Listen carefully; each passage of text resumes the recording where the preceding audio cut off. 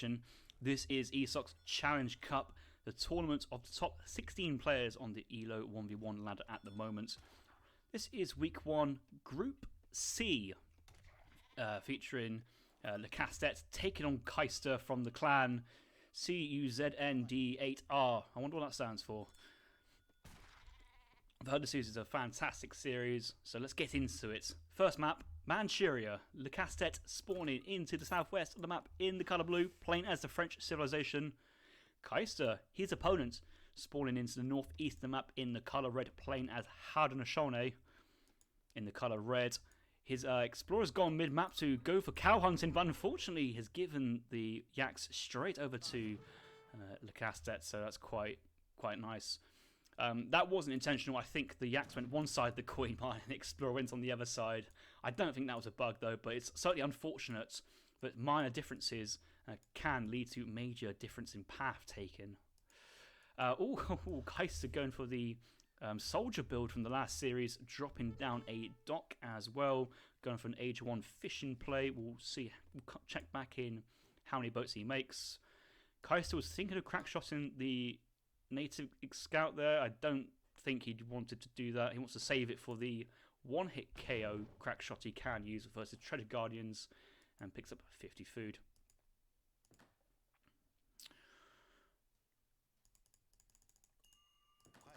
Yeah, I do have the sound, so it was a bit quiet then. I was wondering where the sound was gone, but there's no gunfire at the moment.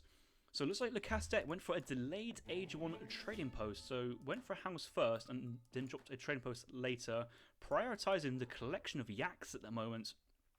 Already up to 5 yaks. Couple yaks on Tet's side of the map.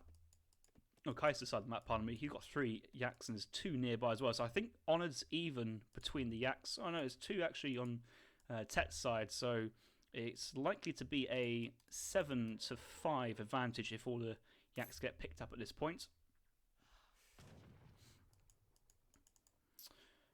Kaister's looking to take on an 80 wood treasure, kiting one of his lines really well, moving. I imagine he's got a crack shot available, because otherwise trying to micro 2 lines at once is possibly a bit too much of a task to handle, and he's got to do something about it. He's losing a lot of HP. Oh, it's just reset. Oh no, that's not great to see. But I'm sure now he's got that crack shot recharged, so a bit of micro here. That might go back out. Oh no, it's all falling apart. Using trees to block. He's already lost about 150 on this treasure. He's just got to fight now. Yeah, he's just got to take this. He's committed. Meanwhile, Tet picking up 75 wood of his own. Saving that wood in transition, probably for the market. 1410 is the build order Tet's going for. 14 CDB and agent up behind. After the recent 50 food nerf to the patch. A lot of players have been talking about how much impact this 50 food really is on the French, and this might actually have prompted Lecastet to go for the 14 vil age up over the 12 vil age up this game, so that could be quite a large effect for such a small change. Tet does scout the dock. Kaister so far has only built 3 fishing boats and the dock from the Age 1 Travois. So would have built the house at home via chopping wood. Checking Kaister's deck. He's training another boat. Oh, we do have the A's mod. Hey, it's not. we got the A's mod. This is fantastic to see. We have the C deck standing for C, but Kaister's spelling needs to be improved. 3 Vil's first card, and let's see what he wants to do afterwards. Anything interesting? He's got the 4 advanced war canoes. 3 Privateers is a very strong naval card, but apart from that, very standard deck here from Kaister. Let's look at Tet's deck. Tet has got 3 CDB. Warships and warship combat. Double eco cards, the refrigeration and royal mints. Having both of those in a deck and a matchup like this, I'm not too sure I'm fully on the boat with. Doesn't have the 7 skirms or any skirmisher upgrade cards to compensate. But the frigates in the Third Age is certainly a good play to have versus what Kaister's doing on the side. But we'll have to evaluate whether sending a frigate is an overcommittal to possibly a small eco play on the sea.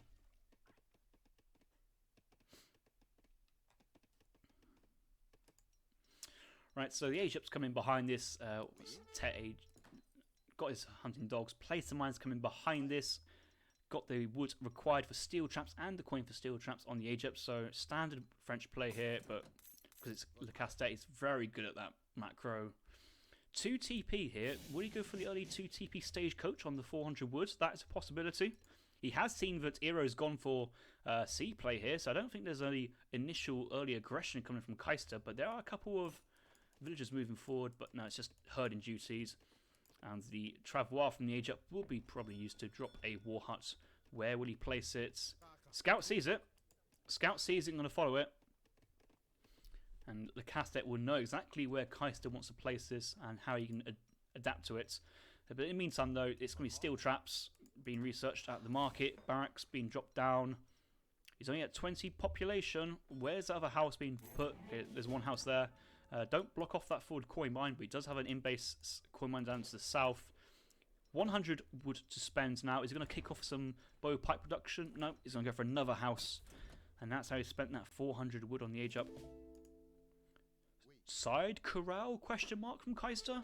He's building it with a villager, but away from anywhere that Le Castellet is likely to scout. The war hut is on the opposite side of the map, and that's drawing the attention of the explorer and the native scout. Actually, the war hut popping up could actually pick off the scout here. That could be quite nice. But Tet's smart to this. He's just getting out of the way. He knows where to run. So just like the soldier game, actually, Kaister has 6 boats. So the 6 boats from the dock seem to be a commonly agreed number of fishing boats to have. That first card there looked to be the 600 wood sent from Kaister. So instead of going for the 5 vills or the all crates resources, gone for 600 wood. And why has he done that? Because he's training Kanya horsemen, and these guys cost a lot of wood behind this. Maybe dropping down another 1 or 2 houses. So he's spending that wood very, very quickly.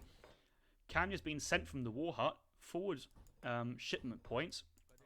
4 years moving forwards. Eero licks the cat explorer shortly in hot pursuit. But this is soon to be 9 Kanya horsemen out in the field at a really early time. And Castellet's only got 10 musk, going for a secondary batch of musks here. So 10 musketeers and greatcoats defense versus a couple of Aenas and 9 Kanya horsemen's. He's pulling back his CDBs from the forward coin mine. All his yaks are still alive. Could eat 1 or 2 if he feels overly pressured, and have them really nice and tucked up underneath the town centre, just like these hunts are. This is, again, some really good macro, eco-macro, and some herding decisions here. So plaudits where it's due. 9 Kanya horsemen should overpower Tet's force, but now the 15th or the 3rd batch of musketeers having 15 in total. That should be enough to defend from what Kaister is doing at this point. And on the balance of play, I feel that I'm favouring the French position here a little bit better. He does have the 2nd trading post going into stagecoach, and that will be upgraded. But the push comes in, 5 Aenas, now 10 in total actually. Kaister having sent Kanya horsemen to villagers, trained another batch of Aenas, so 9 Aenas. Kanya's charging in 9 Kanyas at the moment. Will the Minutemen be called by Le Castellet? Let's switch over and find out. Yes, it is. Minutemen being popped forwards. These guys, looks like they're going to melee combat then to try and get the snare on. That would have been really nice if that was followed through. But going back into range combat will certainly pick off 2 Kanyas, and trading Minutemen for 2 Kanyas is a decent trade, as well as the time it buys Le Castellet. Stable will drop down. 3 Hussars out, the 4th being made. So the coins come in, and I think Le Castellet is going to do the 700 coins, 600 coin, and using the coin to defend from the push, but he's now sending 3 Hussars. I've never been a fan of 3 Hussars after the initial kind of 3 Hussar rush cheese that there is going on at the moment. I really prefer the 600 coin here, because you have the yaks for the food income. But if he's going to push on the 3 Hussars, he's going to push out with 14 musks, Minutemen, and 7 Hussars. Which actually, compared to Kaister's mass at the moment, that should be enough to overwhelm him. Should be able to pick off most of the Kanyas with the Hussars and muskets, and then clean the Aenas behind with the Hussars. But Kaister here, he's sending 7 Aenas, he's training Tomahawks, but he should have the Eero big button Tomahawks shortly behind to provide that extra anti-cav available to protect the Aenas. Kanya's moving quite far forward. Look at this tree line blocking the Hussars going onto the Aenas here. This is some really nice play, fighting near the tree line. I suppose of both players, but the Aenas can shoot on the Musketeers, but the Hussars, what Tet's really invested in, are struggling to connect with what they want to. So there's the Tomahawks being produced. The big button, I don't think was called just then, but that was a completion of the Tomahawk batch. These guys going to hand combat to try and push down those Hussars even quicker. Aena's getting popped out. There's a reinforcing batch of Hussars. That is actually a real nice timing. Where is the big button here from Kaister? He needs this to defend and protect his Aena mass. He's got his Tomahawks, only 3 of them alive still. Doesn't know which way to go with them. Only 1 Hussar on top side on low HP, but a couple of these Hussars down to the south side. 3 more Aenas been trained and 3 Kanyas. That would have been the resources available for the Musketeers, but the Aenas, 12 times by 2, they've cleaned the Musketeers behind this. And I spent too much time thinking about the Hussars there, but the Aenas traded so well versus the Musketeers. That has to be a good trade for Kaister. And Tet there with the 3 Hussar shipments. It feels like he's... Okay, now he's sending the 600 coin to age up behind, but he's basically pushed out, traded off his army, and aging behind rather naked. Not too sure of his position. 6 Yaks still on the field. May actually want to eat these and get some Hussar and Musks in queue in the transition just to survive, because if Kaiser's got that game sense, he's going to push. He will push. 3 Kanya's going to go for a raid, though. Nothing to raid so far. I don't think Kaister has fully scouted where Kaister has fully scouted where Tet is hunting, and this is where he's hunting at the moment. But all this time, the fish eco is going, the stagecoach eco for the French players going, the game continues, and Kaister still looks like he's staying in the... Well, he's now sent the all resources crate shipments, and that should be enough resources to give him the jump to the Fortress Age. But Lecaste is already going to the Fortress Age at this point. He's nearly up.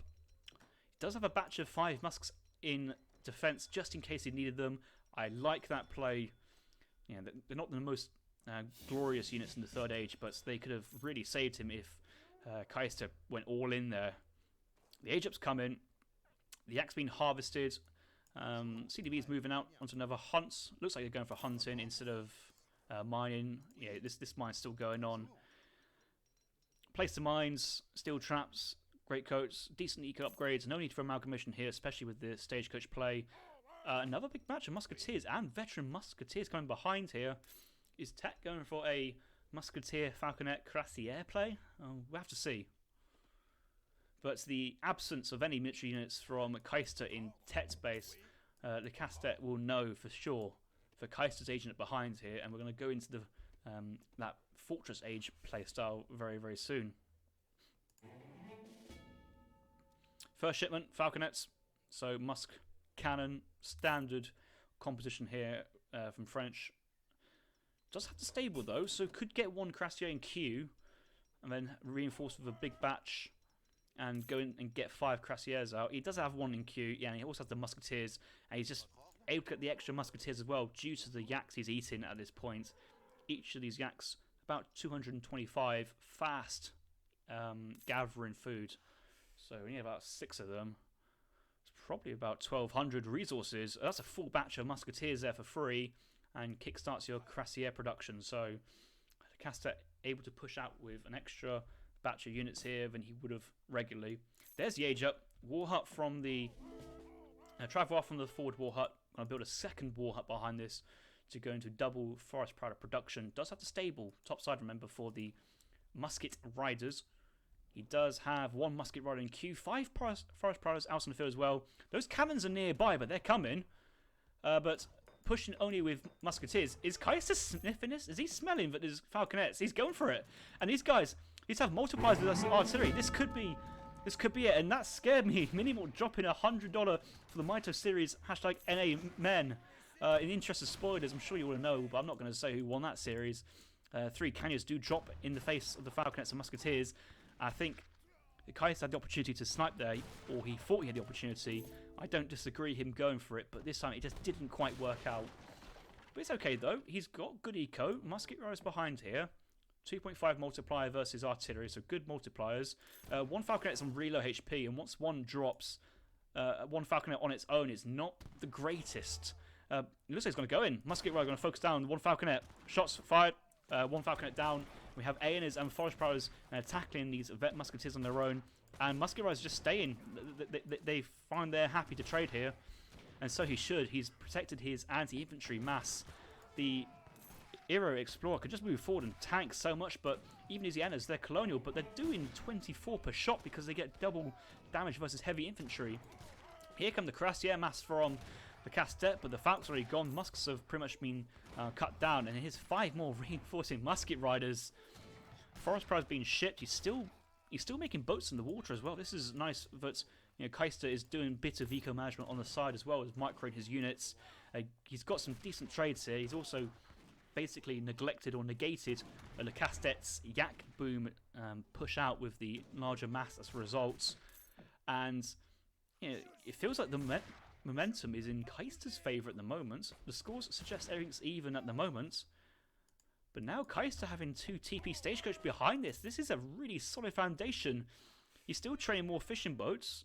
And looking at Kaister's income and resource distribution, he's got his trading posts on wood. And this is providing 70 wood each pass. That 70 wood is being spent into a fishing boat. And the eco grows. I like to think that these guys will soon have their gill nets on, actually. That would be really nice to get gill nets, especially when you have around about 8. For me, 8 is that magic number, but soon gill nets will be very, very nice. But he's pushing out with the Canyon Horseman, getting a raid in. Yes, he might get caught by the Dragoons and Cuirassiers, but he's putting back all of Tet's army while he's still got the sea play, and he's able to mass another batch of 5 Forest Prowlers and 5 Musket Riders there. He gets to see where this army is. Dragoon's out of place, and Musket Rider's going to sneak in for a cheeky Vilkill heal. But Tet, range resist, and Greatcoats. Greatcoats saving the day here for that villager. God bless the Greatcoats.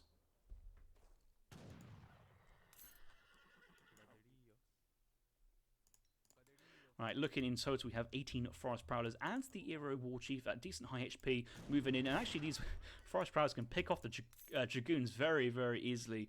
Not a lot of units here, so quite easy micro for both players in small army compositions. Is Tech going for more Dragoons? He's going for another big batch of Cuirassiers, but actually this is inviting Kaister to send a Kanya shipment as next shipment, I think. I'd feel 6 Kanyas would be very strong. Still training Musket Riders, still training Forest Prowlers. And does have now 10 Musket Riders. Now 14 Musket Riders on the field to protect from the Cuirassiers. And he's still not... And Tet's not going to win the Skirm War at this point. Especially with no infantry upgrades. Nice Musket Raid though. Ooh, picks off 4... Well, picks off 2 Musket Riders from the 4 batch. That is really, really nice. But the 12 Musket Riders is going to rally and trade very cost effectively here. And he's going to pull back. The Skirmishers are out of... The Skirmishers out of position. He's pulling back. And Cuirassiers. There was a time in it. Tet had a time in. Tet could have had a time in there to pick up those Skirmishers. But he's giving himself also time to remass Skirm Goon by Musketeers trading themselves off. Picks off 2 Kanyas and 1 Musket. But still, there's 12 Musket Riders alive. Well, 11 Musket Riders here. And that Skirmisher army wasn't punished. Infantry combat has been sent, so it looks like Kaister went for infantry combat over 6 Kanyas, and when you do have 25 Forest Prowlers, yeah, that's a good shipment. Can't argue with that. Let's see how Kaister plays this and what he sees. I think Kaister is aware that there's more of a Cuirassier mass than there is Dragoons. He hasn't seen too many Dragoons at this point, but with 13 Musket Riders, he's quite happy with his Dragoon count. He needs to keep these guys nice and close just in case Tet just pulls out 8 Cuirassiers and slams it in here. Skirmishers moving forward. Both these units having the same range, can see each other. Kaister, if he really wanted to, he could put these guys into stealth mode. I think that would be a very strong play. If these guys were into stealth mode, they can just have us push in, have a proper look to see the army before committing. That Explorer is dead underneath the war huts, and it's just a mechanic I think which can be used a little bit more often from players and get that element of surprise. Another tribal marketplace, villagers moving across, leaving the plaza. It looks like the fight's going to happen now. Skirmishers moving forward. We have 28 Forest Prowlers here for Kaister versus 31 Skirmishers. So the combat, with the combat card and the War Chief, the military strength is decisively in Eero's favour here. Looks like Kaister wants to push his Skirmishers.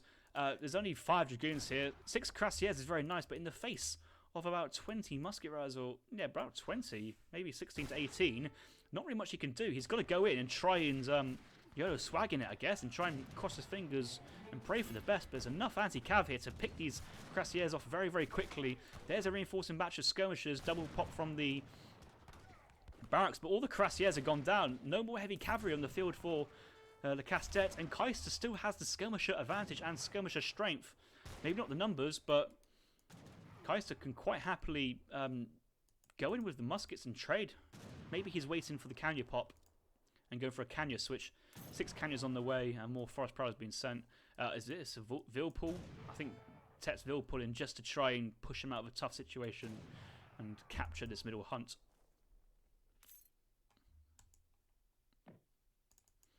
More Forest Prowlers retreating, but that 6 Kanya shipment is very close to popping. And I still only see the 1 Dragoon here. And let's look at Tet. Okay, 5 goons sent from home city. 3 will be trained. Doesn't have the resources for a 4th. He was trying to train the 4th there, but didn't get one in just time. Kanyas from Kaister, not upgraded to veteran status yet, but another 5 batch from the stable here. 11 Kanyas. I think 11 Kanyas with this Musket Rider mass. Although these Musket Riders might not trade cost effectively at the moment, if he slams everything in with the War Dance, I think Kaister's going to have a great fight here. Kanyas from the top, Kanyas from the south, engage onto the Skirmishers, get that snare off, keep those Skirmishers pinned down. Forest Prowlers moving up behind this. Musket Riders moving in to focus down the Dragoons one by one. That's his playstyle. He's actually drawing a lot of fire from the CDBs. CDBs putting in quite a bit of work there, and they had their blunderbuss. Tet's got blunderbuss. These guys, 11 range damage from 16 range and 13 hand attack. That's actually quite a lot of damage potential there from the villagers. Kaister, he thought he had it, but he has to rethink his options. Oh, this game's going back and forth. The villagers, though, are still gathering. No upgrades on them just yet. No kill nets. That would have given Kaister a lot more resources than he has now. But he does have lots of resources still. I don't think he wants to call the Eero big button, but he's triple producing. So he's got 1 batch of Forest Prowlers, and he's going for double Elite Kanya Horsemans. He's got 6 on the field, but if a batch of 10 elites come out, this is going to be very strong, because he's got enough Prowlers and Musket Riders to definitely focus down the Dragoons. And regardless of the army, the Canyons can pick off the Vils. It's going to be one or the other. Save the Vils or save the army. Can't save both, I don't think. Any more Forest Prowlers going to come up? Only 2 in queue at the moment. He's focusing everything on the Kanya Horsemen, and that's the right decision here. Yeah, batch of 10 confirmed. Just a bit of poking at the moment, just trying to keep Le Casse-Tête interested, and I think that's what Le Casse-Tête is. He's interested in trading off his skirmishers, but he's now just a little bit too long in the trading, and here come 10 more reinforcing Elite Kanya Horsemen, the upgraded cavalry here. But there's enough skirmishers behind just to focus down the Dragoons one by one, and the Canyons are slammed into the skirmishers now, and just getting off so much damage. And even 2 Canyons just auto-targeting the villagers, but having 2 raiding in this sense is really strong as well. Keeping these villagers away from the main army is quite nice. Skirmishers focusing down the Dragoons. I'm just seeing plus 18s everywhere I look. And once the Dragoons go down, the Canyons are still alive. And another batch of Canyons on the way? Question mark? No, it's just the 1 production facility of Canyons. Frigates being sent for the Casse-Tête, which is great. It's not helping the land effort though. I think Tet's run out of military unit shipments, and this is what I was saying about having the refrigeration and the Royal Mint, but you're missing out on 7 skirm, and maybe 7 skirm was not the shipment here, but he had no other options to send the frigates. But he's still winning though, this middle fight. He's got the skirm numbers. Okay, the CDB are idle, and here come Kanya Horsemans. This is so close. I don't actually know how to call this. This is another big batch of Elite Kanya Horsemans. Let's look at Tet. What has he got? Has he got goons coming? He's only got 1 goon. He's out of food. All the villagers are fighting. He's got no food income. And I think with this number of Kanyas, another batch of Kanyas in. Oh, these are Musket Riders, pardon me. But okay, the goon's gone, and there's still Kanyas standing. I think kaister has won this very scrappy game number 1. It's not over to the Fat Lady Sings, but it's certainly very close to showtime.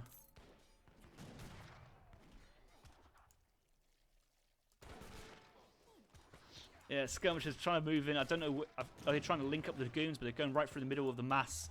They're trying to link up with the CDB, but it's going straight into the hands of the Kanya Horseman. And yeah, if Tech kited towards his town centre, that may have been fine. May have been quotation marks, but wow.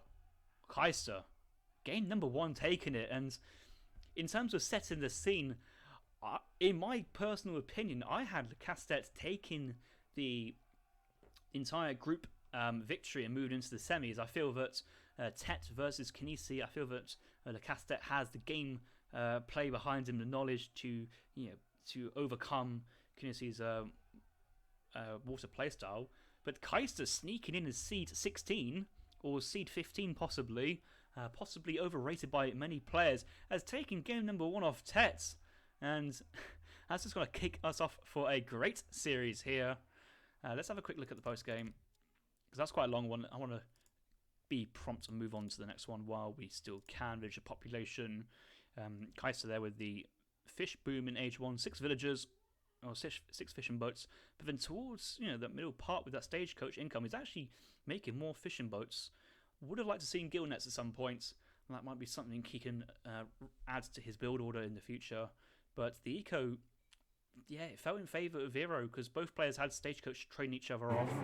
I don't think the CDBs would have, 41 to 59. It was about 10 villagers short. Another one for the human trash can cousin data. Cousin data, is that what it stands for? What?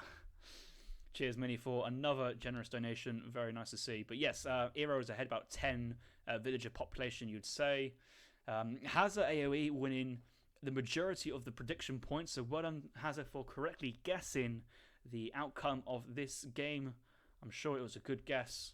Credits to you. Military population. Oh yeah, Tet with that age 2 cleanup.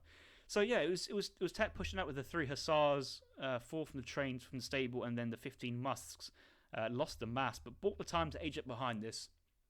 But who knows, that game could have gone completely different if that push out never happened in that second age. I don't know, I'm just speculating.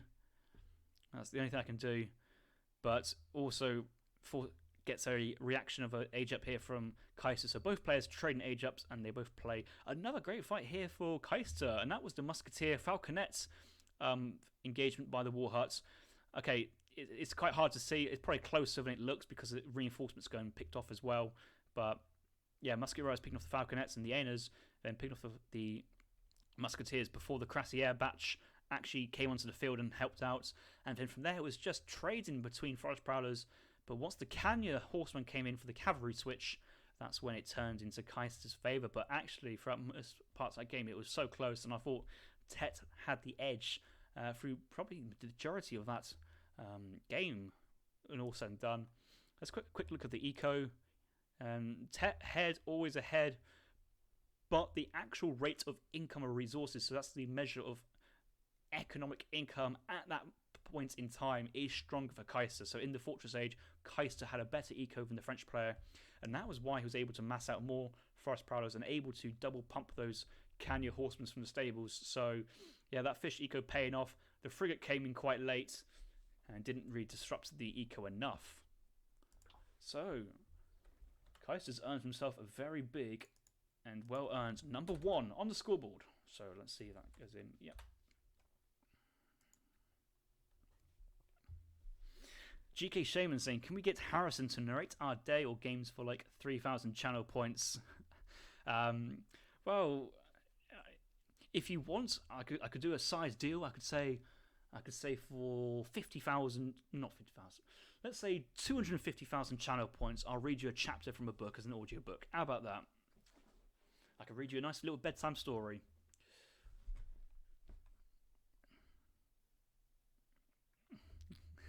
Harcher saying, Hazard, what you going to buy first with all those credits? And I think at the moment, let's see what he can spend. He can spend 700 all those points to choose an emote unlock. He could spend 750 to highlight a message. He can modify an emote with 800. Whew. Lots of things to purchase with his pixie points.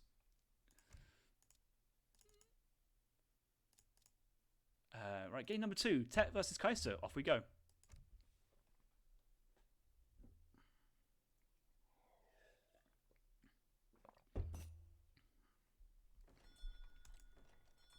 GGH from Tet. That was from the last game. Oh, boys. We've got some Sweden. Get those berries in chat. This is the first time I've seen Sweden being played in this tournament.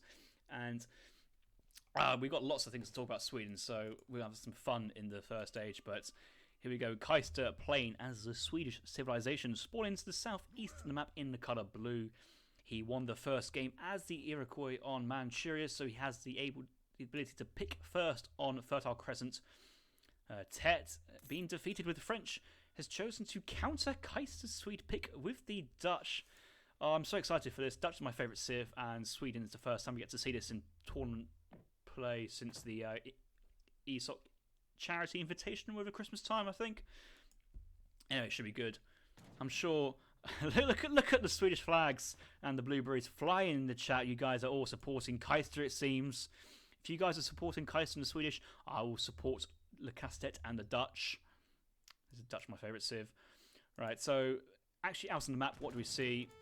Le Castet scouts on the top side. Sees 80 coin, but he's pushed forward onto a 50 coin treasure, I think. Le Castet wants to try and incorporate some macro for either treasure. He's got 5 on coin, and actually not going for one of these coin treasures in age 1. I mean, obviously there's the Explorer here. You can't help, you can't stop or predict that the Explorer's going to be the exact same spot, but having to mine all the coin for his age 1 villagers is it's a shame, because the coin treasures actually really speed up that bank in transition. And it's one of those things you need to focus on, is how many coin treasures can you get in the first stage. But the treasure extension came in, Kaister picking up 50 coin, dropping the easy. Can we get some easies in the chat? Kaister, the disrespect onto Tet, but the Dutch Explorer and the Envoy pinning down the Swedish Explorer. I think Kaister, yeah, I guess the only thing you can do is run. Cause if you fight, you die. If you walk, you die. If you kind of try and walk and kite, you may get out of it. And does he? Is he got out? Oh, Kaister, oh, no, he gets caught again. Ah, not as easy as he hoped. But he's coming back though. But double top from Sweden on his home mine. Not going for the tree, Aussie Drongo style, going for the double mine. Does have 1 and 2 Ibex under control from the Torp, so they're both gathering at 0.76, so essentially an extra villager. That's really quite nice. Looking at the map, 1, 2 hunts on the south side, hunt over here, so good hunts here for Kaister. Tet also has 3 hunts nearby. 1 hunt forward, but that is herdable, but both players have access to 3 hunts. T saying Aussie is already disappointed with these Torps, and I have to say, you know what, I agree with you, because there is a nice woodline here, there's a nice woodline here, and if you get Torps on a woodline, that will give you a passive wood income, and that wood income will be very useful for building more Torps. And once those Torps get built faster from the wood income, you can then build more Torps, and it's an exponential growth from decisions early on. And it's the same situation with Le Castet and coin treasures. The more coin treasures you can get, the less he has to mine, so the more food he can gather in the first age. So the quicker he can click the age up button, the quicker he can go into the woods, the quicker to get the resources to drop the bank. And if the bank comes down early enough, you won't even have to mine for your villager in the second age, and everything gets faster. So both these civs are really focused on eco management and how they play about the style. So we'll have to find out how they're going to go for it.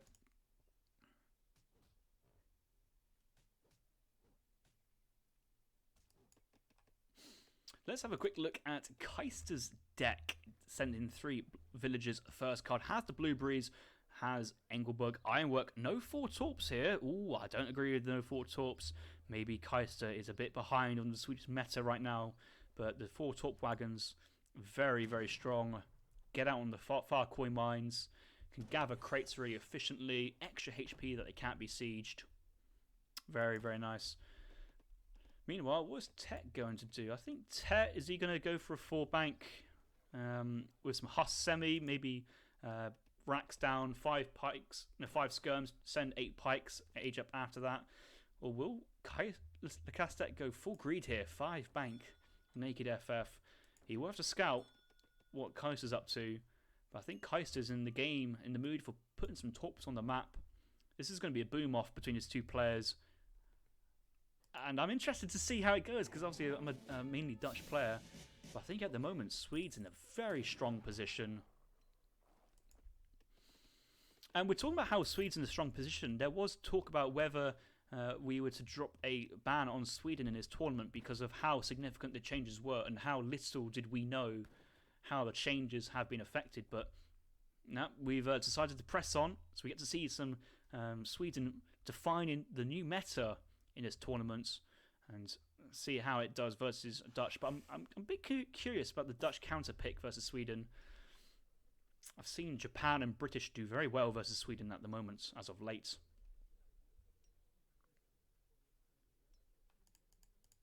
Commando. Yeah. Right, here comes the wood in for Lacastet. There's the wood. He's going to gather it up. Very, very nice. Dropping his second bank down already. Another villain queue. Looks to be pretty good, all right. Nothing out of the blue here, so he's going to go 700 wood. He's going to go bank wagon next, so it looks like it's going to be a 4 bank FF. Will he go military production? He will, so he's going to go stable, and then from here you probably drop the 2 houses and another bank. So then you'll be a 3rd bank, and the bank shipment there will be your bank number 4. Meanwhile, let's have a look at Kaister. What's Kaister's plan? Kaister getting some torps on the gold mine, very, very nice. No torps in the trees as of yet, but that's okay. If he's focusing torps on coin mines, then it feels like a Engelberg ironwork play is going to be coming in from Kaister. Age up with the cows and villagers. Barracks coming down now, which we provide a nice defense versus hussars. I think Kaiser went into Tet's base and scouted the stable. Yep, the stable has been scouted. That's all he needs to know.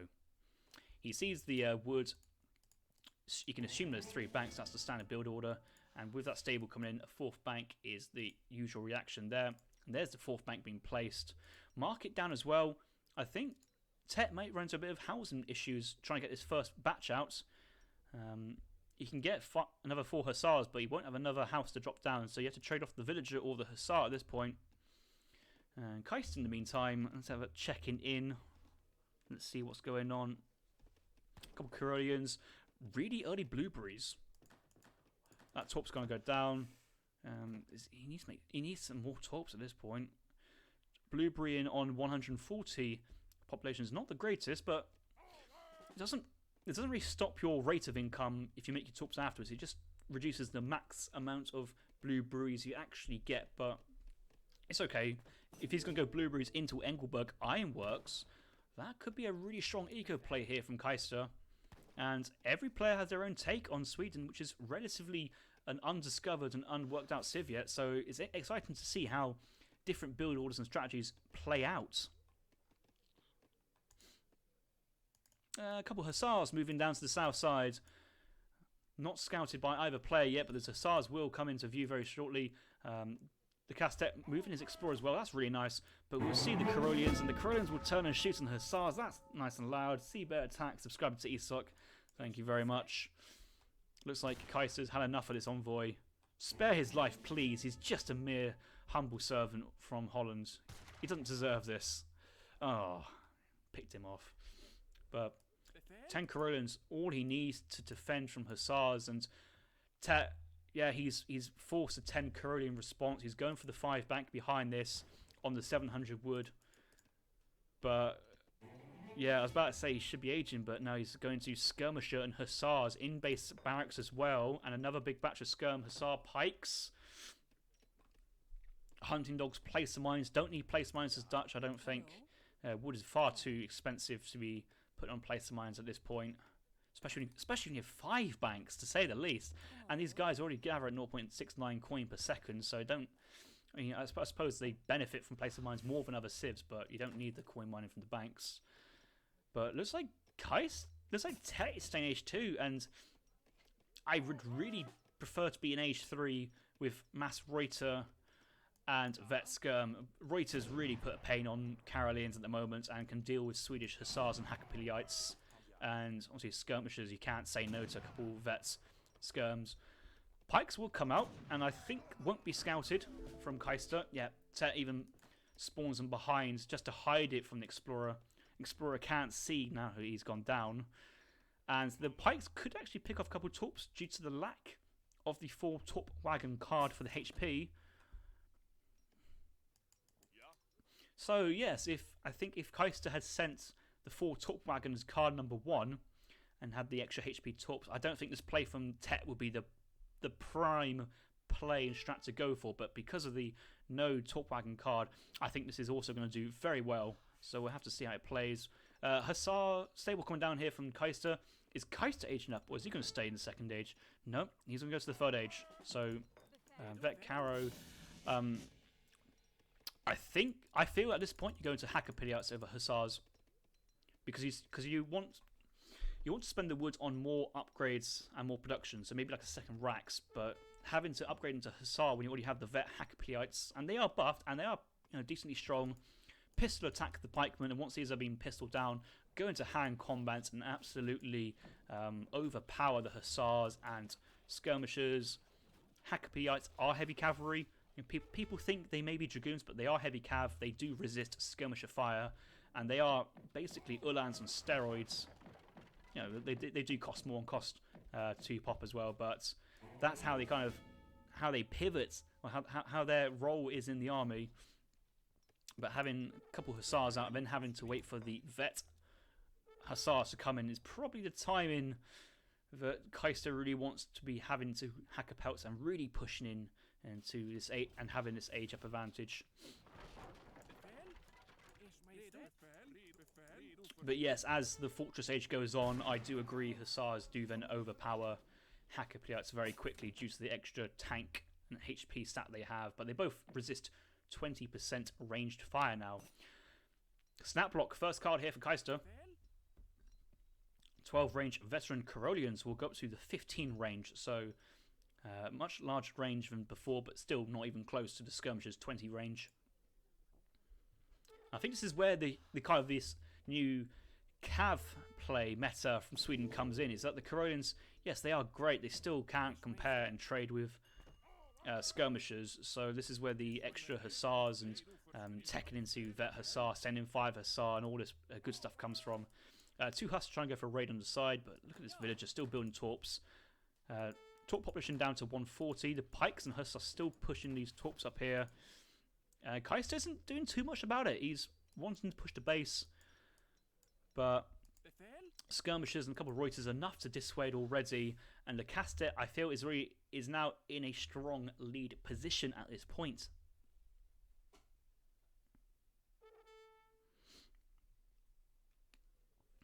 Hey boys, simmer down in chat. Simmer down in chat. Still, Colonial Hussars pushing top side. These, instead of 10 Colonial Hussars, could be 10 Vet Hakkapeliites, and probably could go in. May even just have the range attack versus the Reuters. They only have the 10% range resist, and that means you don't have to actually get on top of them. You can still attack them from distance, but Hussars split up from the Karelians.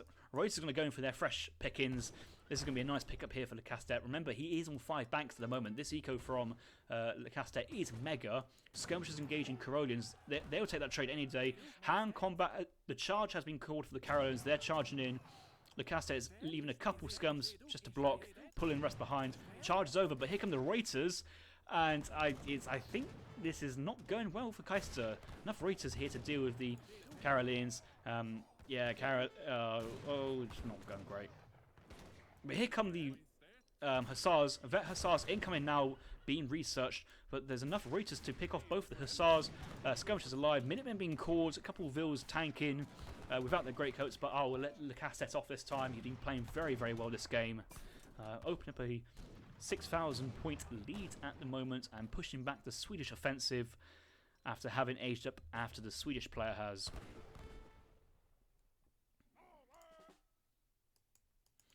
Another Hussar still sieging the Engelberg Ironwork Torp. There are a couple Vills up for grabs here, but the hussars and pikemen have cleared out the torps on the full right side. The pikemen are still alive. That's crucial. I want to draw some light onto this. Very good play here from Lacastet by keeping his pikemen alive, sieged the middle map, and then brought the pikemen back to siege at home. No way kaister was going to pick those ones off, and they've got so much value out from that 8 pike shipment. Very, very good. Denying all these blueberries from being gathered up. Could even gather them up themselves with his own villagers, just to rub salt in the wounds.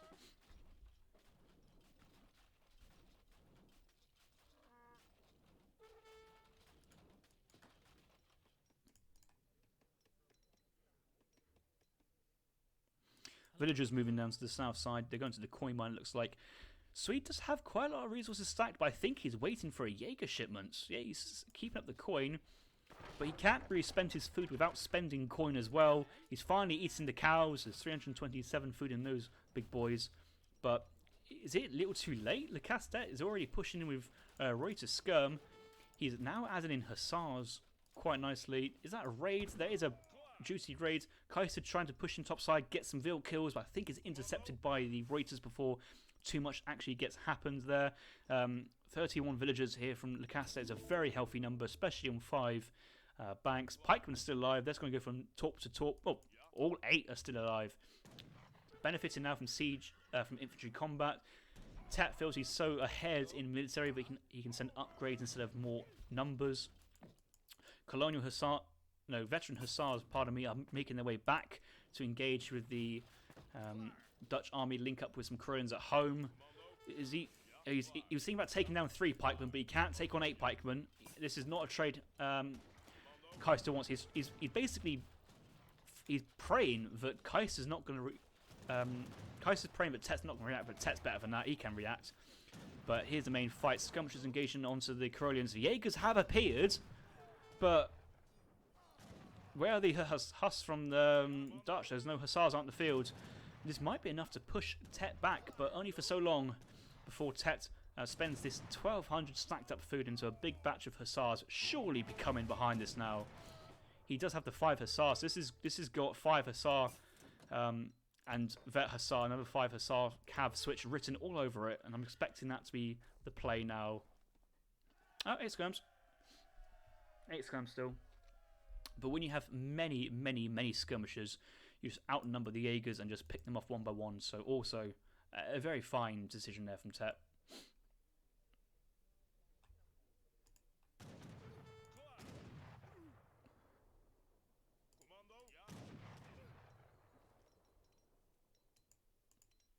Kaiser now going back onto the coin mine, which was once occupied by the Engelberg Ironwork Torps, but actually looking at Swedish population, he's only got 12 Torps out on the field. That's not a lot. 110 population. Wait, has he got 12 Torps? He hasn't built a few. He's trying to build these 2, yeah. So he's got 10 built at the moment. Far less you'd see than any of the Drongo streams. It's Torps, Torps, Torps, baby on that one. Double Jaeger's been trained. He aged up with the... Because he sent the Jaeger card, he can train Jaegers from Drax. So another 4 Jaegers coming out. But due to the lack of Torps, could only afford 4 Jaegers. And that's not what he needs at the moment. He needs more than that. What can he send now behind this? Maybe 1,000 coin. 2 Falconets, also a good choice there to do with the skirmish and mass. So no complaints at that point. But Tet with the strong European eco. Arsenal being thrown down. Artillery foundry. Why cav switch when you can shoot some cannonballs at those Swedish units instead? So looks like going to go for a Falconet switch with Reuters as the main composition now behind, I think. Yeah, so next card. Cav combat? Question mark. Oh, I like seeing the Harkeby says there. I'm a big fan of that card as well. Really big fan of those. And actually, Harkeby says would also be a very strong option if timed with a batch of 5 Hussars to tank as well. Mixing in really high damage dealing cavalry with very tanky cavalry is such a strong play. These boys lead an exposition onto the Torps of Sweden. This villager, she thinks she's having a great time building some Torps by some trees, but it's not going to work out. Okay, Falconet strong Sweden player unpacking. Will he get a volley off? No, they do not. That's the answer. So for those who predicted that the Falconets will not get shot off, you have won that prediction. Skirmish has been pulled back. Why engage now when you're about to train 3 Falconets? Please sell some food for the 3rd Falconet. Yes, he does. 3 Falconets, another 6 Reuters, a mass of 43 Reuters now. Cav Combat about to come in behind this. Cav Combat does come in, but it's the Falconets. Each Falconet can still one shot kill a Jaeger, so Falconets are very efficient at killing Jaegers. It's their prime speciality. The Falconets are to unpack in the moment. He does see the Falconets, but 3-2 should win the Falk War. And if he doesn't win the Falk War, he's just picked off 4 Karelians there. And he's got to pick off a Jaeger as well. That's good value. And he's forced the infantry back. The Reuters got to come in and just right-click a Falconer. I think they can take the losses here from the skirmish, from the Jaegers. They don't have to override. Another Jaeger goes down. That's another 200 coin there and then being picked off by the Falconer. 2 versus 2. Well, 3 versus 2. One of Tets go down, but the double volley there from Lacastet's reply and picks off both of the Falconets. And I don't see Kaister coming back into this one. 2 Jaegers going down to the Falconets there. And the game is over. So Lacastet showing that that first game was a blip. It's back to 1-1. Not 10. 1. Yum, yum, yum. So, yeah, Tet with the 5 bank semi-FF. He did train extra hussars and skirmishers in transition. The skirmishers were enough to push back the Karelians and also Age 2 Karelians. They're not the greatest versus the hussars in hand combat, but it was the 8 pike play there from the Castet was the real MVP. Those 8 pikes were controlled very well, managing to pick off the torps here, and then pull back, pick off another 4 torps, and just come back for some more. And it was all around the map, picking off torps. It was very nice. Kaister, maybe new to playing the Swedish civilization, I would suggest he may want to consider including the 4 torp cards in his deck, so that you can get torps out quicker. More HP as well. So they're harder for them to siege, much harder, because 30% on 1500 HP is about 1950. It's very, very strong. Then they can gather the crates very efficiently, so your eco is even more efficient, and then you can play from there. The Engelberg Ironworks was a fine play, don't disagree with it, but once he lost the torps due to the less HP and not having that map control, the effect of that card wore off. And also Tet, just quality play from the Dutch there. I've just seen somebody in the chat saying, what was Harrison calling the Dutch mercenaries? And they are the harquebusiers. That's what they're called. Or to anybody else, still just hackapels. If you say hackapels, you know what people refer to. And the units, the old mercenary hackapel is still in the game. I think they appear in the campaign, so they're not removed from the game. So you can kind of check where the older units for the harquebusier came from. Or should I say, Harchebusiers for Harcher in the chat. No, that's shocking. That's terrible. Right, post-game, let's have a quick look at the audience count, Ville population. Yeah, good populations by both players. You know, both civs are civs which don't usually send 4 villagers. Tet dropping the villager production a little bit. This was where the big batch of Huss skirm came in, so prioritised military units at that point, but getting all those units out, and the pikemen won the game, so absolutely fine with that. Age up behind and good production thereafter. Military unit population, you can see this big batch of units going from just the 8 Huss, or the 4 Huss, 8 population, all up to 27, and then that gave him all the map control he needed. The torps were all in kind of that one central location on that right hand side. But then that first fight with skirmishers, just picking off Karelians, good Reuters as well. Kaister was pushing in, but we had Reuters on the colonial hussars. We had vet skirmishers on the colonial Karelians. They might have been veteran at that point, but once good trades were taken, the Castet was able to close the game out. Interesting to see the all resources gathered, and yes, Tet having more resources in second age. That's standard, but actually the Swedish eco was stronger, and that is confirmation. Look at how these two lines converge. That's saying that the Swedish rate of income was higher than Dutch, but once those torps were going down, mines were running out and blueberries were being eaten, it starts to fall off, and Tet's eco just keeps climbing. So yeah, interesting game there. Interesting game. I really like that. Really like that. Right, the score is 1-1. How is the volume? I heard somebody say it was quite low, but I've done quite a bit of testing before, and I think it's all right. I could turn up everything up a little bit if it's okay, but I think that might affect the balance because of ratios. Volume's okay. Game volume's a bit low. That is true. I can turn it up a little bit, but I really don't want too many gunshots to overpower it, because then it gets a little bit distracting. Or scroll speed down there. That's 0. Apply sound. Yeah, I'll turn it up a little bit. Not too much though. Think everything's fine. I'll turn. Okay, we'll go 44. There you go. Just a little smidge increase. I'm not going crazy. That was game number 2. Yes, Tet's won that one. Tet versus Kaister, game 3. Off we go. Oh, hold up. I got a Discord message. General. No, I don't even roll. What's which? No. You can't ask to co-cast me halfway through a series. Come on, man. You know the rules. Bit annoying. Right, guys, welcome back. We are in the 3rd game between Le Casse-Tête and Kaister. We have Kaister spawning into the east side of the map in the colour blue, playing as the Ottoman civilization. Le Casse-Tête spawning into the west side, playing as the Indians. I've seen Le Casse-Tête play quite a bit of India recently. He certainly has been practicing this, and I haven't seen too much Ottoman play from Kaister. Well, I mean, to be fair, I haven't seen too much play full stop from Kaister. He's one of those newer players up and coming, and it's just so great to see that the baton has been handed on. And a similar player I would put in the same brackets as Kaister is Minimolt.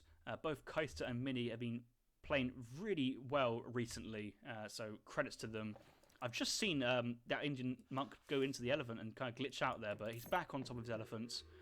We have Swami Virajanda and Kanaka Tsar putting down on the coyotes, and these guys are going to get absolutely shreked. Yeah. This is one of those treasures that the Indian explorers do very well at because of the splash damage, and because the coyotes are low HP, but that's okay. Picking up 75 food. What is also going for? 60 wood. Mill TP. I want to say he got the middle pass of experience points there because he's sending the shipments and it's only 1 minute. Apologies for not confirming that, but it basically is confirmed there. House and a mosque. So mosque, TP, and house with the early pass of experience. What a strong opening that is from Kaister, as well as another wood treasure. Yeah, the wood treasure. It was used to throw down the house, I think. He saw it and then stopped his chopping. So, yeah, really good start here. Sees another 60 wood. That helps that second trading post in transition. Settlers coming in. Good herding underneath the town centre. I know Ottoman is easy to play, but you have to still be on top of your herding. And actually, quite a lot of Ottoman players kind of slack it. Like they feel that they can kind of earn a bit of respite from herding, even proactively killing another pronghorn so it doesn't run off. I like it. I like it a lot. 75 coin here being picked up by Le Casse-Tête. No use in the first stage, but he's nearly aging up at this point. Oh, that's the Ottoman, pardon me. Yeah, no, he's a long way to aging up, and 75 coin is not overly what he wants. A Cougar treasure for 40 XP. Does have double coin muskrats in base, again, not needed. So you can understand why he ran past those to start off the game. Top side, another 30 coin treasure. Over here was a Cougar pet. 40 coin in base. And 20 coins. So all the treasures are already basically taken. And the only treasure remaining is a 80 wood grizzly bear. And it looks like the Kaister is just minding his time. Quite happy sacks the grizzly bear. He knows his opponent is India. They don't have a crack shot ability. And they're not great versus high HP units. Kaiser's just going to sit and wait for his crack shot to recharge, and he's near the trading post anyway, so it's no real harm for him to sit here and wait for that, and that's what Kaiser's got in mind.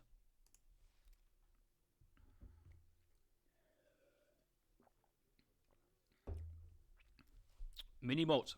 The people have been asking for predictions. Is that still from the last game?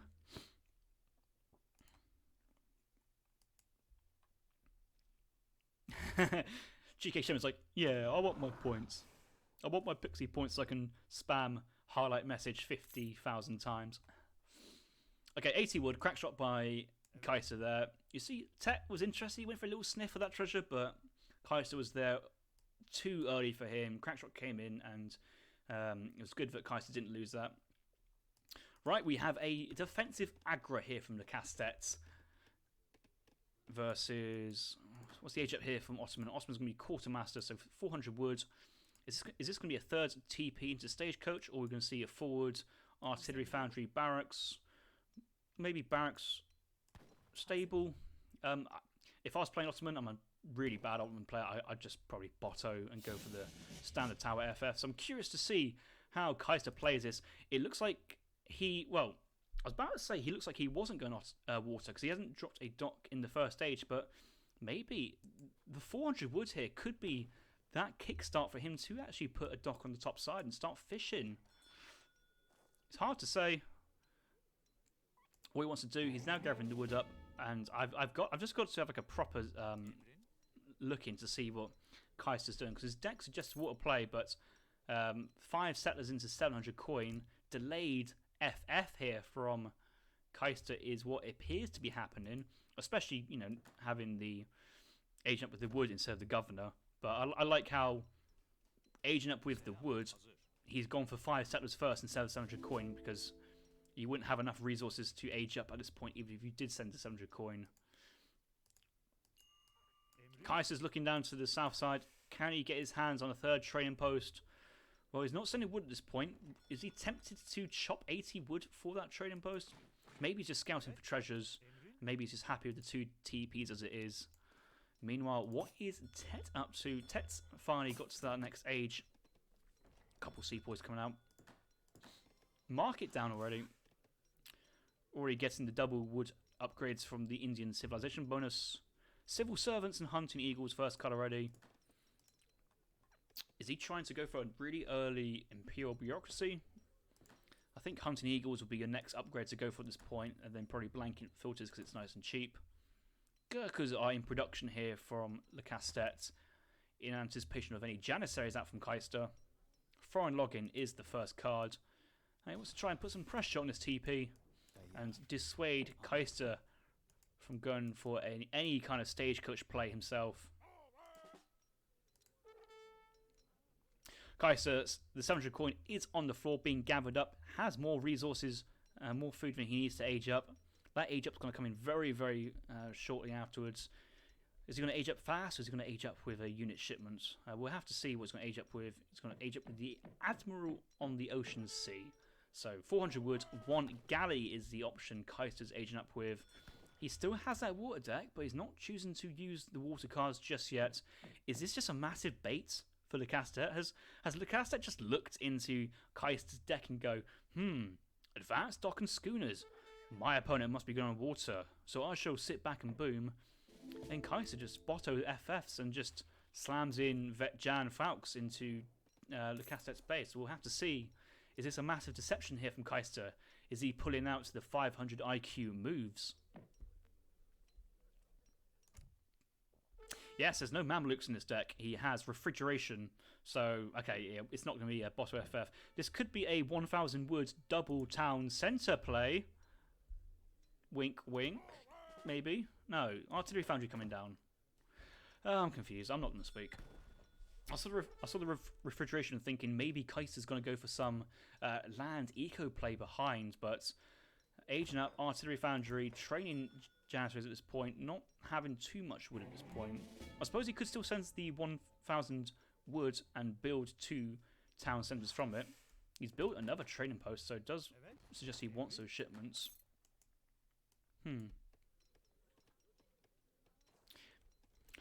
I think it's fair to say the Otto meta has changed since when I was casting during EPL 2, where in the EPL, the fast fortress playstyle where you age with the governor, 700 coin into unit shipments, falconets was just the preferred playstyle, and been a well-known playstyle for many, many years.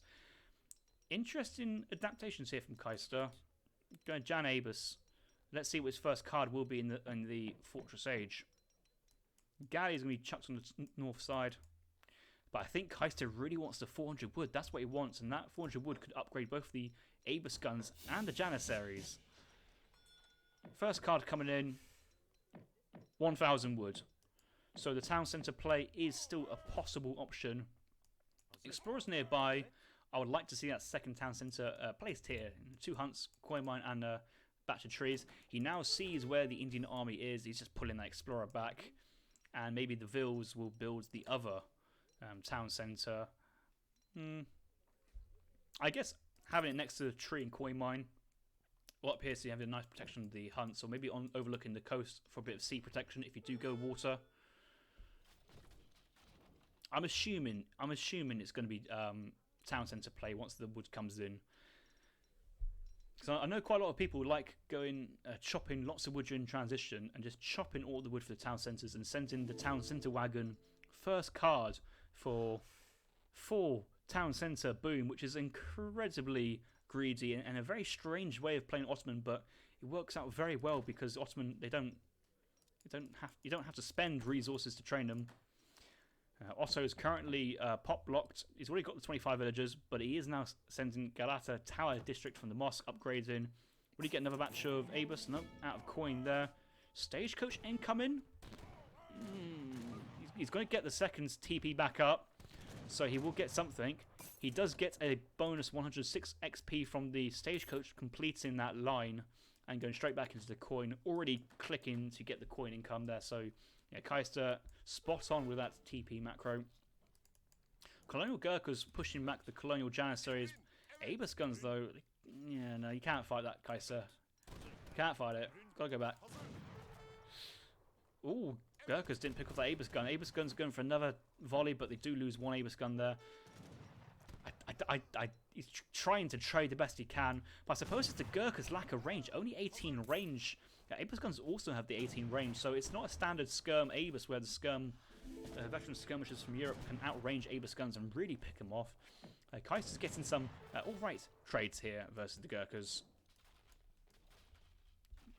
Well, to be fair, he's actually got some really good ones. I think he's killed like 4 or 5 and only lost 3 Abus, so overall it's been somewhat net positive, and he's now dropping down TCs behind to really maximise his eco behind. Has the score lead at the moment. Obviously that doesn't say much. No market text just yet. Has a market. Needs to upgrade hunting dogs.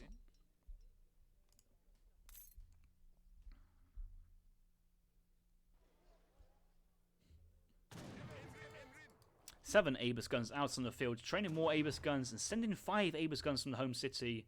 Upgrading veteran Janissaries now, giving some strong anti-cavalry protection for the Abus guns. I'm expecting that veteran Abus will be the next thing to be done. So cancel that 1 Abus in production and go for veteran Abus, especially when you're investing so much. Getting another 10 Abus out in the field this quickly. Hunting dogs is being researched. 1 TC down. I'm surprised. Yeah, he's got the that home TP now on wood, which is good. Building another trading post. You see how Lacaste is really trying to focus down this trading line. He's actually stolen the southern TP for himself, so that's a really nice play. Has the Ottoman consulate in. I think Ottoman villages have been researched from Lacaste. I don't think the villas would show if they have been researched. Imperial bureaucracy as well as professional hunters and flume ditching. Strong eco upgrades here. Vet Jans have to move forward. There's a lot of Sours here. No cards on it though. But Sours, as soon as they touch the Abus guns, the Abus guns die. Is there enough stuff here from Lacaste to overwhelm the Janissaries? These units are very, very strong. High HP. 252 HP here. Minutemen being called from the town centre from Kaister. Another batch of Abus guns being completed. Abus guns moving back. Not upgraded just yet. That Janissary count is dwindling. Only 13 remaining. But the Sours are focused down. There's only 2 remaining. And once the Sours go down, the Abus guns come out to play and will rip through the army. Here come the Ottoman Hussars. The elephants are out of the fight. The elephants are not in the fight. So much tanking potential here, just not in the fight. I think Tet has missed that window to get everything in together and go in. Kaister's quite happy massing behind. Still Abus guns though, Colonial. I'm surprised no veteran C's coming, but I guess at the moment he needs the wood for housing and other stuff. But actually, when you've got super strong units, do they need upgrades? That's arguable. Jan's moving forward to protect and body block the Abus guns. Another 8 Janitary shipment coming in from the town centre to the north. Shipment point will be rallied forward. They're nearly out in the field. Jan's getting some good protection there. Another batch of Sours do go down. Abus guns are still alive. Minutemen providing a lot of extra damage here as well. Just tanking 1 or 2 shots. Very nice. Cute that he's got the Minutemen grouped with his Abus guns. And there's the 8 Jans. Abus guns, I'm just saying plus 12s everywhere. The Abus guns picking off Gurkhas very, very easily. 115 HP. Yeah, at the moment it looks like in total... Is that light? Oh, it's heavy infantry. Yeah, so it looks like the Abus guns at the moment 3-shot kill a Gurkha, which is a really nice round number. If that Gurkha, let's say, had its British consulate on, that Gurkha would survive 4 Abus shots. So that's actually quite an important damage calculation to consider, whether to go Ottoman or Brit. But I suppose the Ottoman, you got the Hussars.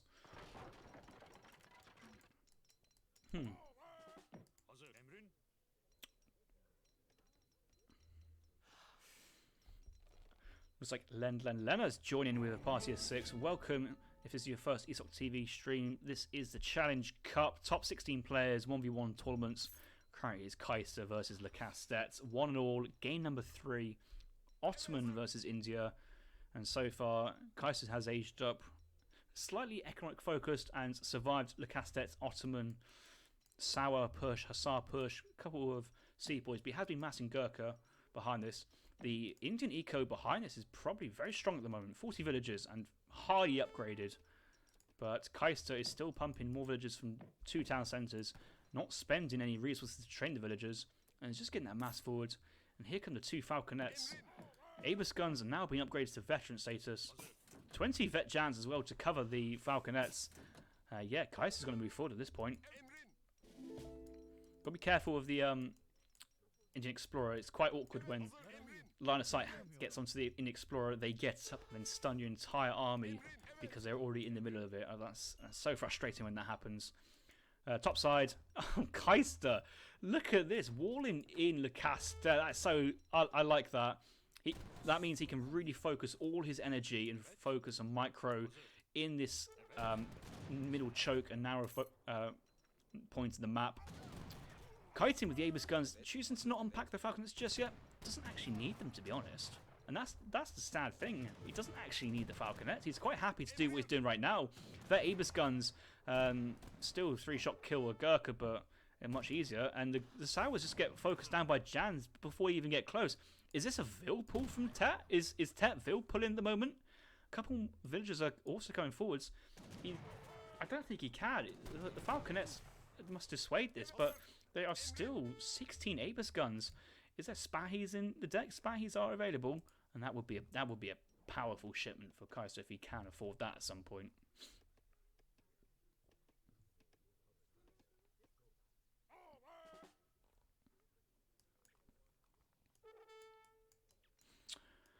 The wall has been broken through. Seaboys are putting pressure onto one villager, gets the 1 Vil kill, but the Gurkhas and the Abus guns are still having their skirmish, but the falconets have now run into the field, putting pressure on the houses, easily picking up those houses.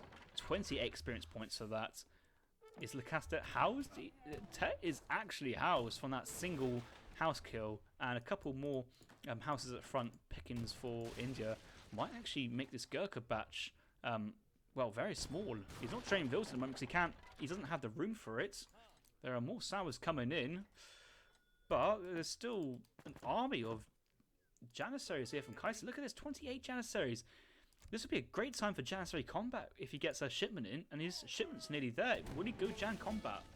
That's the question. I think he will, and he does. Jan combat is then coming. Agra fought finally firing onto the falconets because they're in range, but I think the falconets should be able to survive quite a bit. Kaiser's going to keep these falconets nice and tucked up and close. Yeah, they will get some splash damage, but it's easier for the Jans to keep guard and protect, and that's what that is the play. With the falconets, fire and move, yep. So there's the movement. Where's the fire? Yep, there's a fire, and he's going to move again. That's some yeah, good control there. Minutemen pop. Sauer's coming from backside. Jan combat nearly in, but Kaister has to take this fight. He's pinned from all sides. What a surround here from Tet as well. Oh, Kaister, where are they going? Is that an attack move bug? I think that's an attack move bug, to be honest, but once they've started firing, the camels are falling, but the Aegis gun and the artillery have already gone. But actually, you know, Tet's still stuck in the second age. If he can get a decent trade here, Kaister, I think he might be alright. I think he's alright still. These are Jan Combat Vet Janissaries, 294 HP, have survived that hinting onslaught, and just enough Aegis survived just to poke us down those Gurkhas, and what looked to be a perfect surround there from the Kastet, and really well played with the Ottoman minutes, splitting camels top and south. Kaiser just pressed the Z move button and said, hey, I got Vet Cardia Jans, what have you got? Colonial Sours? Need to be better than that to beat me. And Kaiser's going for the coin mine. The army's been taken out, but Tet has the stronger eco at the moment, but if he's been knocked off resources and loses villagers, he's going to lose that advantage as well, and it's just going to look even more in favour of Kaister. Nearly another shipment ready to go, nearly getting close to that 1,000 food. Will Kaister go for spies? Yeah, he's going to go for refrigeration. How often did you see Osso send refrigeration? I'll be lying if I said I saw it often, because I don't. Oh, let's cancel it. Spahi time. Spahi. Go, go, go, go. Yeah, here come the 5 Spahis.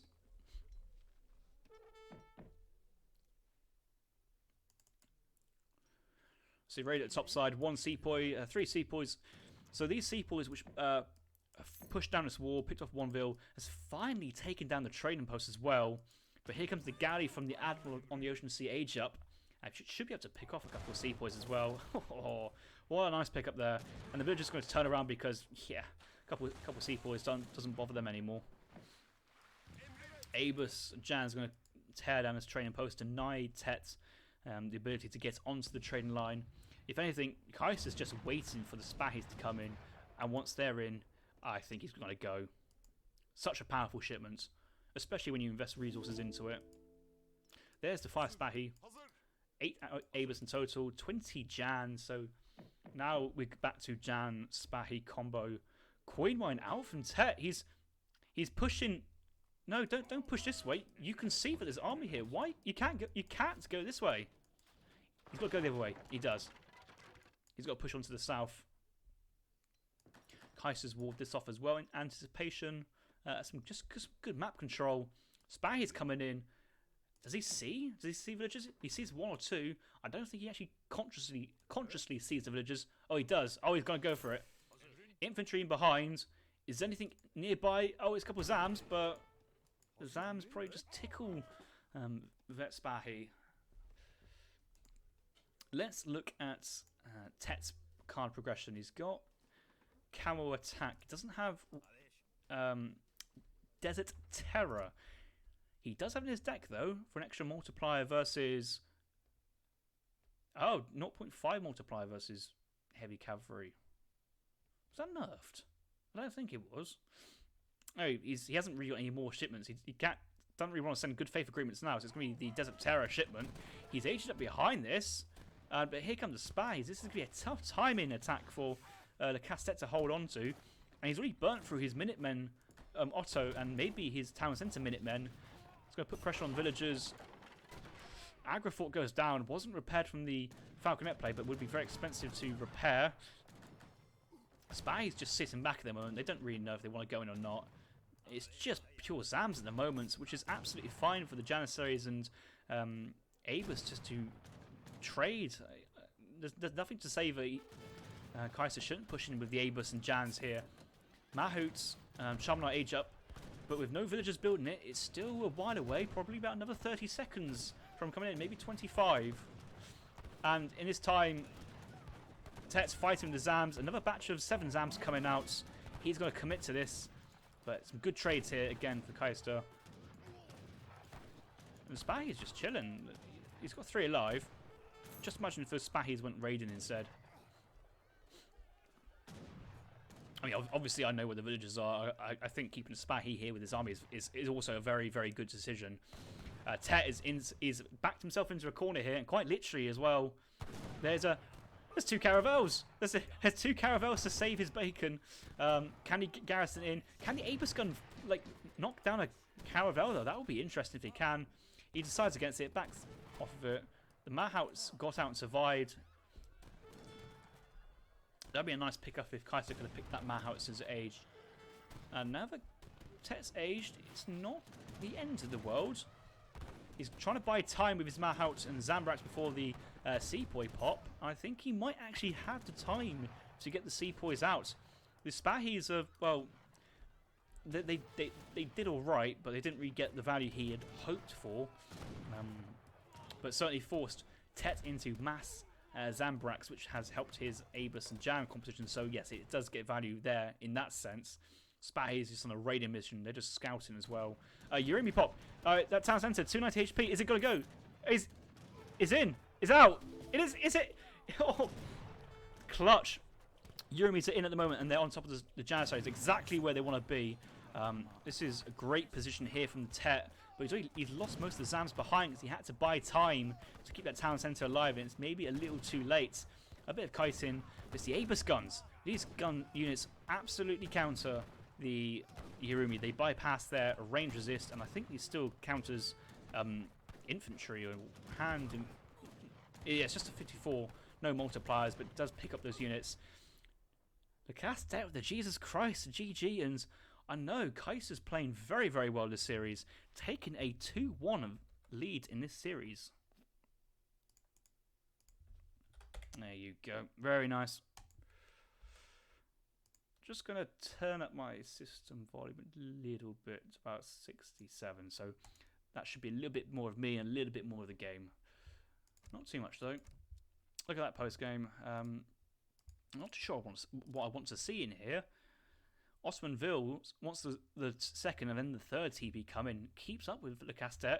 Obviously, Le Castet's eco was stronger in the mid portion, but late portion is getting pushed off resources, running out of hunts, having to spend resources to train more units. Ooh, is that Mini Malt donating another $25? Is this the $25 per NA win? Another easy win for Team NA. Many more of the donations are very, very much appreciated as always, as well as your support to the community. La di da di da. Oh, look at that fight. That was the fight where the camels surrounded the Jans, Abus and Falconets, and just the camels melted. That's brutal to see. I thought Lucas had some great positioning there as well, and Kaister had a attack move bug as well. The Jans were moving without actually attacking for quite a period of time, but once they start, those camels, they melted. And that was, yeah, Lacastek never was able to get a mass and really had to pivot into Gurkha Zam at that point to try and keep some distance away from the Janissaries. But just wasn't enough there at that point. Let's look at the trading post quickly. We saw that Kaiser had got his early TP, got that first pass, really good map awareness there, but constantly trying to go for TPs. Tet denying it, does steal one, but Kaiser was always trying to get back on the line, so a good awareness that once you've lost a TP, you can still reinvest into it and make use of that stagecoach eco, and yeah, it was just another really good, well thought out game there by Kaiser, leading to 1 game point, match point for Kaiser. Tet needs to win 2 on the bounce. Can he do it? Let's find out. We're going to game number 4 versus Tet and Kaister.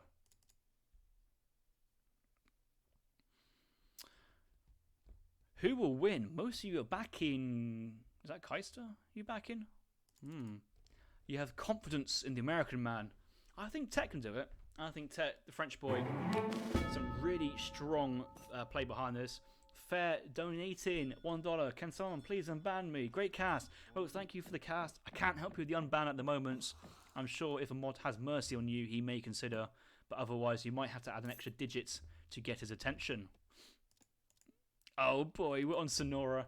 So we're on map spec B. One of the A's is A's created a map pack for the tournaments.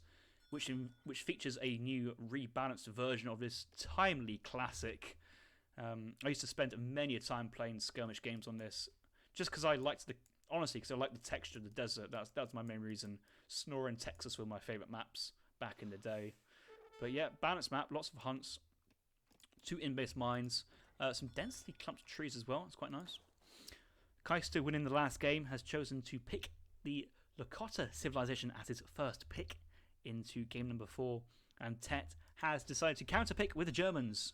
So German on Sonora, there are 2 in-base koi mines, but other koi mines are a little bit far out on the map. 2 koi mines surround this middle plateau, and is this a shape? What does this shape look like? Guys, what do you think this looks like? I want to see your suggestions what that could be. It looks like a really nice jigsaw puzzle piece. Maybe a horse. That could be soldier, front hooves, back hooves, tail, head, ears. Interesting things to contemplate during Age 1. Tet picking up 60 food, very nice. Kaister going for the TP. I did see he was up here picking a treasure. He's decided to run past the single outlaw pistolero for 1 scout, but there's not really many treasures on this map, or any reasons to have a scout for Age 1 purposes. So you could get the scouts at a later point in Age 2, maybe to scout German resources. First shipment coming in, 4 villagers. He just got the first pass. Kaister is on point with his map awareness. That's another first pass. I'm not too sure how much it mattered though, because he's already halfway to his next shipment. But it's just cool to say anyway that Kaister's been doing his homework like the good boy he is.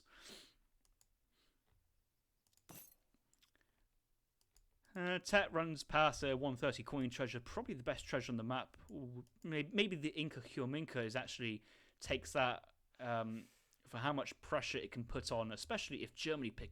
Well, Sue wanted to pick it off to help fight the Uhlans. German wants it to help fight off the Explorer. Both his explorers are going to come across this 100 food treasure. Nope, Kaister doesn't see it. He's gone the other way. Is Tet going to go for it? He's tempted. He's blocked by the bisons. He's having a fight with the animals. That's quite funny to see. Let's see if he's seen. He's seen both his treasures. He's siding against it just at the moment. 17-ville age up. Good herding underneath the town centre. Hunting dogs as usual. Herding second hunt nice and early. He knows he's up against Sue. He can't be gathering out on the open. Very good stuff as usual. Kaister. Again, just look. If I get the Zusa box out, look at the animals right underneath the town centre. It is really good. So if this, for example, if this deer runs out of food, or should I say this deer is nearly running out of food, he can garrison all the villas into the town centre, right-click another deer and eject for some really quick movement around. And he basically does that, but he does age up at this point, and what a good demonstration happens turned out to be a bit of awkward pathing, but I'll forgive him. Aging up to the second age with the chief age up with the 400 wood politician. So what I'd say, a bit more standard Lakota play at the moment, and with that 400 wood, you're very likely to see a second trading post and a stable be thrown down from Kaister. 130 coin treasure is very, very nice. Also picking up the outlaw rider is also nice. What does he see? Where's he going? Does he see in the distance? I thought Germany was taking that treasure there. That would explain why he's made a beeline for that. But he's seen a villager? Was it the... let's press alt. So I think Kaiser saw the hunt move. He's run past the villager. But is he going to go for the trading post? Yeah. Look at his game knowledge. He just senses that Germany's building that trading post, and you got a scout, you got the explorer, you got outlaw rider, you do have a pistolero with 40 ranged attack. I'm sure Lecastet will crack shot the outlaw pistolero. If he doesn't, he's at risk of losing his explorer. Only at 100 HP. 2 more shots from pistolero and gang, and that guy's going. Bang. Ooh, 45 XP. The TP does come up from Lecastet. But it's still nice though, extra 45 XP. He knows he's down and can now go for the 100 food treasure, which was crack-shotted by Germany. So, German helping Lakota here, this treasure. And yeah, Kaiser saying thank you very much. And he's going to go take it for himself. Scout, though, going to go into hidden mode and sit right here on this hunt just to see what's moving forward. And yeah, again, some really nice plays from kaister in the first stage. But on the other hand, I suppose that's what Lakota do best. Defensive racks coming up from Tet. He's got the 400 wood. Let's see his upgrades. What's he got going for him? Gangsaw and hunting dogs. Chopping some wood still. It is now built. Tet, is he going to go for military units? Yep, well, he is housed at the moment. Pike is his first gambit. Open up with some pikemen.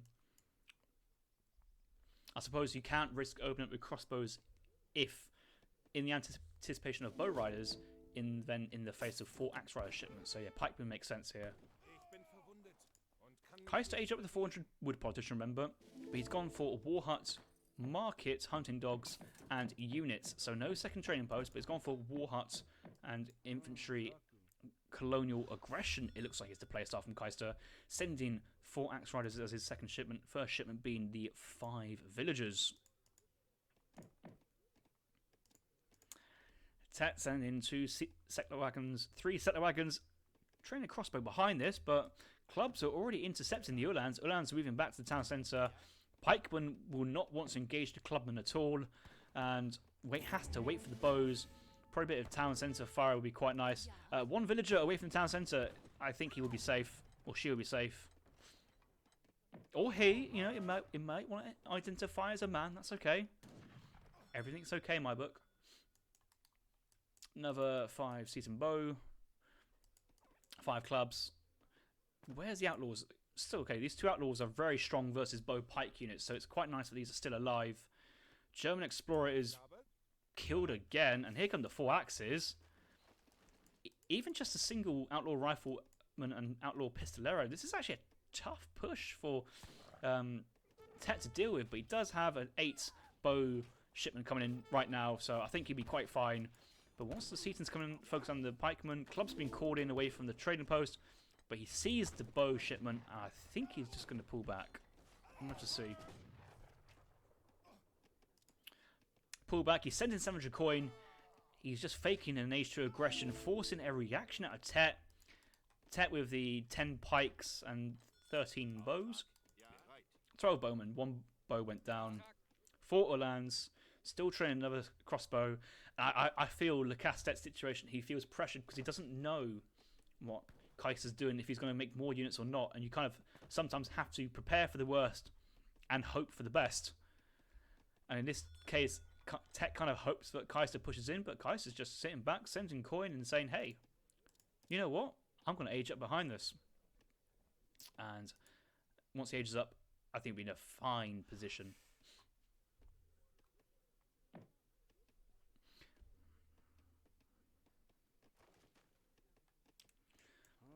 This is a bit of a wishful raid here from Kaister, going straight into the base through the front.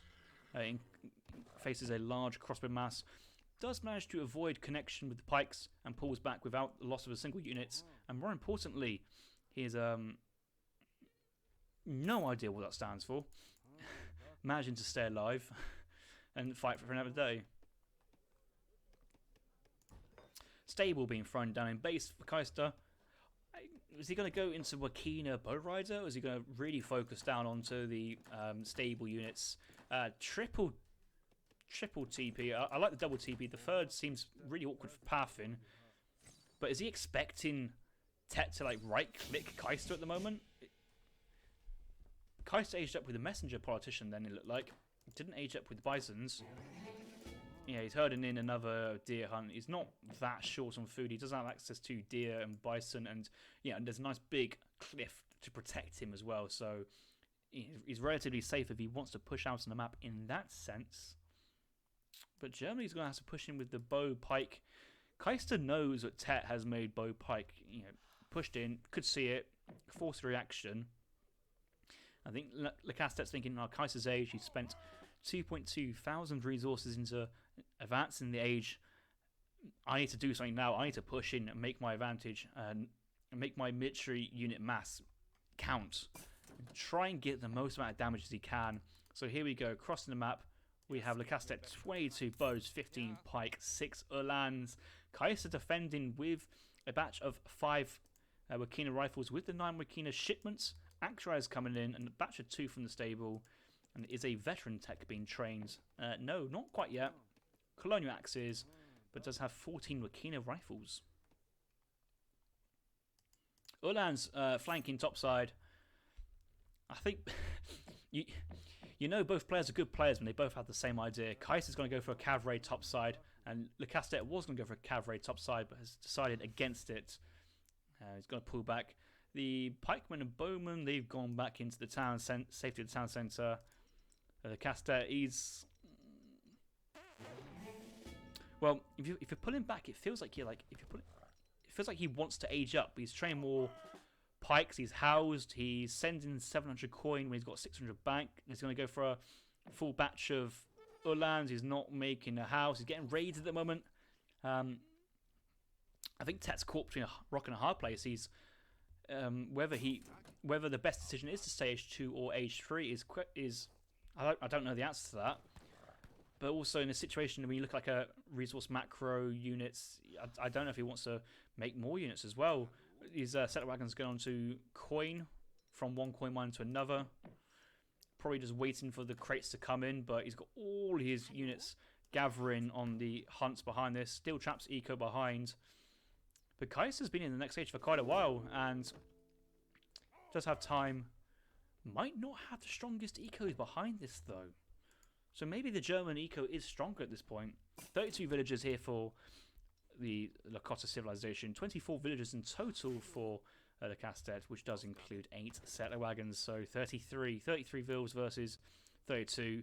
Slightly more villagers, but also stronger villagers with the steel traps food income.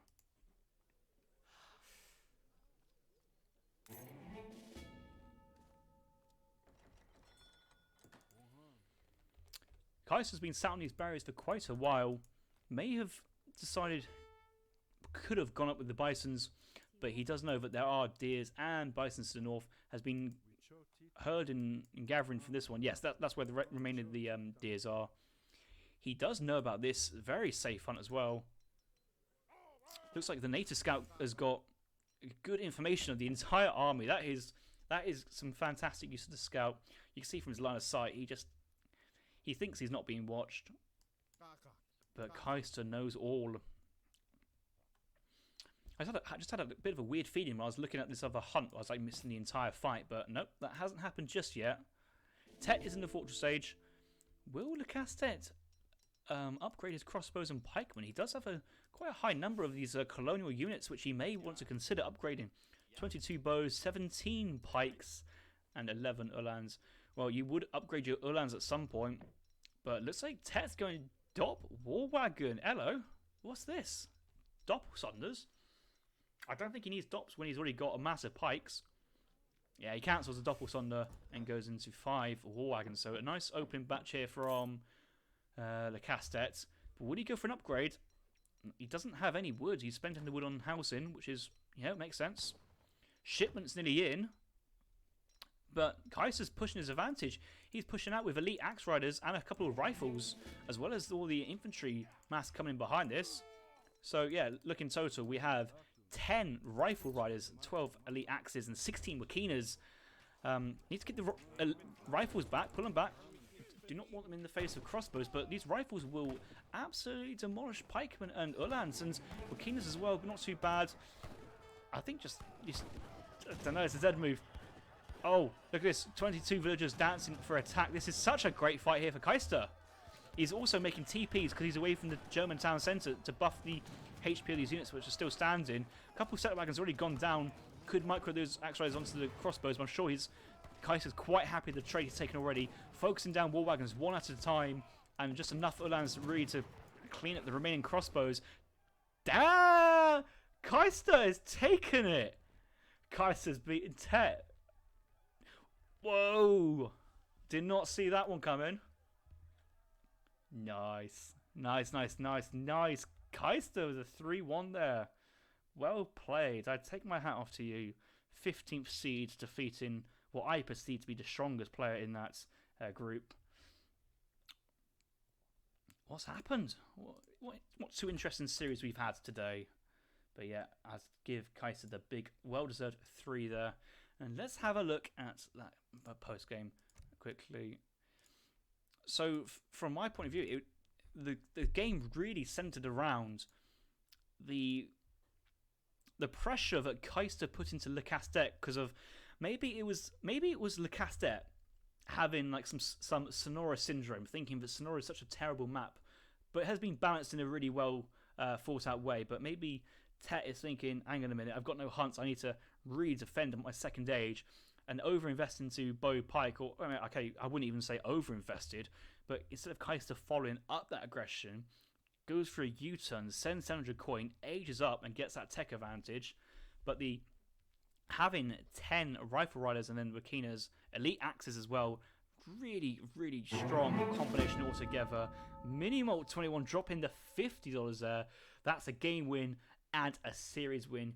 Easy for NA. Hashtag Naymen. Naymen indeed. Naymen indeed.